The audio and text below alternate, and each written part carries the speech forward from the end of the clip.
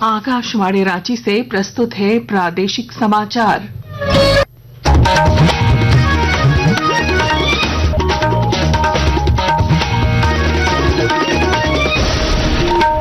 नमस्कार। प्रादेशिक समाचारों के साथ मैं पूनम किरकेट्टा। गोड्डा जिले के लालमटिया के डकैता गांव निवासी पूर्व भाजपा नेता सूर्य नारायण उर्फ सूर्या हंसदा पुलिस एनकाउंटर में मारा गया है। बोआरीजोर थाना के जोलोकुंडी और राहर बड़िया पहाड़ी की तराई से आज सुबह पुलिस ने उसका शव बरामद किया। जानकारी के अनुसार वह कई आपराधिक मामलों में फरार चल रहा था। एसपी मुकेश कुमार ने उसकी मौत की पुष्टि की है। हजारीबाग जिले के मुफस्सिल थाना क्षेत्र में सुबह भारी बारिश के कारण बभनबे पहाड़ पर भूस्खलन होने से पहाड़ का बड़ा हिस्सा खिसक कर नीचे गिर गया। हालांकि इस घटना से किसी तरह के जान माल का नुकसान नहीं हुआ है। भूस्खलन की सूचना मिलते ही प्रशासन और पुलिस तुरंत मौके पर पहुंची और आवाजाही रोक दी। आपदा प्रबंधन की टीम अलर्ट मोड पर है।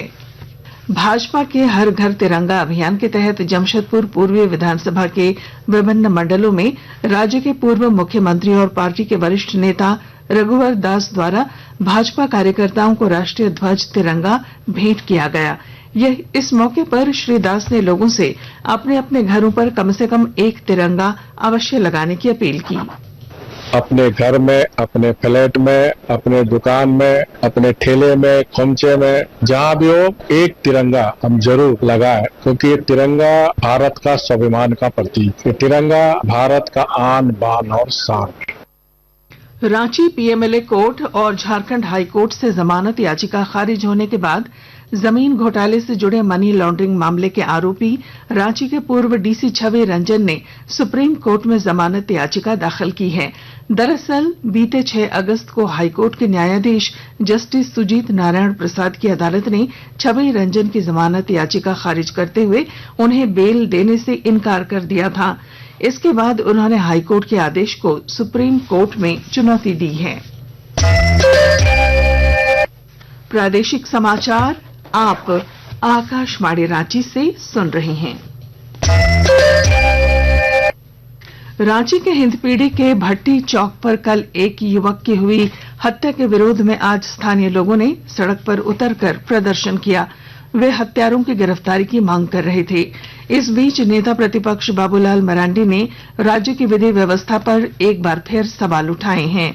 श्री मरांडी ने आज अपने एक्स हैंडल पर लिखा कि राज्य में लगातार बढ़ती आपराधिक घटनाओं ने आम जनता में भय और असुरक्षा का माहौल पैदा कर दिया है। बड़का गांव की पूर्व विधायक और कांग्रेस नेता अंबा प्रसाद ने आरोप लगाया है कि राज्य में कई अधिकारी कॉरपोरेट घरानों से गठजोड़ कर पुनर्वास नीति की अनदेखी कर रहे हैं। वे आज रांची में पत्रकारों से बातचीत कर रहे थे। उन्होंने कहा कि पुनर्वास नीति का सख्ती से पालन नहीं होने के कारण राज्य में विस्थापन की समस्या बढ़ रही है।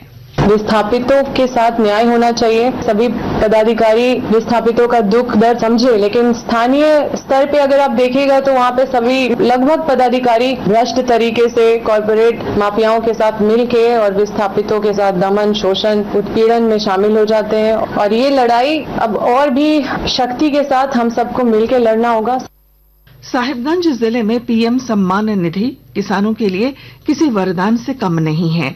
खरीफ फसलों के लिए यह काफी मददगार साबित हो रही है। और जानकारी दे रहे हैं हमारे संवाददाता। खरीफ की फसलें जो मुख्यतः मानसून आधारित होती हैं, इनमें धान, मक्का इत्यादि शामिल होते हैं। साहिबगंज समेत आसपास के इलाकों में धान की खेती प्रमुखता से होती है। इसके लिए खेत तैयार करने से लेकर फसल कटाई तक की प्रक्रिया में पीएम किसान सम्मान निधि की राशि किसानों की काफी सहायता कर रही है। जरूरत के अनुसार किसान खाद, बीज, कृषि उपकरण की व्यवस्था सुगमता से कर पा रहे हैं। कृषि विज्ञान केंद्र साहिबगंज के वैज्ञानिक डॉक्टर बीके मेहता ने बताया, इस बार पीएम किसान सम्मान निधि की 20वीं किस्त से 36,000 से ज्यादा किसान लाभान्वित हुए हैं। आनंद कुमार ओझा, आकाशवाणी समाचार, साहिबगंज। और इसके साथ ही आकाशवाणी रांची से प्रादेशिक समाचार का ये बुलेटिन समाप्त हुआ। अगला प्रादेशिक मुख्य समाचार शाम 4 बजे प्रसारित किया जाएगा। नमस्कार।